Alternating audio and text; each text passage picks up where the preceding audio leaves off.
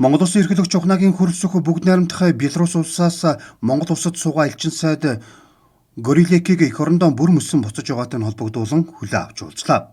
Хоёр улсын хоорондоо дипломат харилцаа тогтоосноос хойш Беларусь улсын ерөнхийлөгч Лукашенко 2024 онд төрийн дөрвөн төвшөнд Монгол улсад анх удаа төрийн айлчлал хийсэн нь онцгой үр дүнтэй болсныг ерөнхийлөгч тодтоглоо. Горилек эчин сайдаар ажиллах хугацаанд нь бүх талаар дэмжиж хамтран ажиллаж байсан Монголын төр засаг ард түмэнд талархал илэрхийлжээ. Цаашид харилцаа хамтын ажиллагааг өргөжүүлэн хөгжүүлэхийн төлөө өөрөө шалтгааллах бүхнээ хийнэ гэлээ.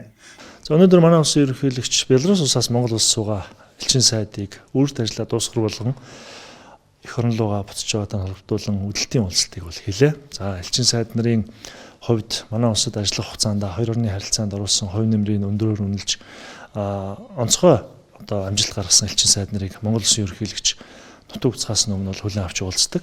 За Беларусь улсын элчин сайд бол манай улсад ажиллах хугацаанд улсынхаа ерөнхийлөгч Лукашенког манай улсад төрийн айлчлал хийлгэсэн. Мөн хоёр орны хооронд найрамдалт харилцааг бол өргөжүүлэн хөгжүүлж харилцааны түвшинг ч гэсэн бас ахиулж маш олон салбарт идэвхтэй хамтын ажиллагааг бол өрнүүлж эхэлж олон салбарын эрх зүйн баримтчдыг байгуулахад бол онцгой хувь нэмэр оруулсан гэдгээр нь Монгол Улсын ерөнхийлөгч бол бас баяр хүргэж талархал илэрхийлсэн байгаа.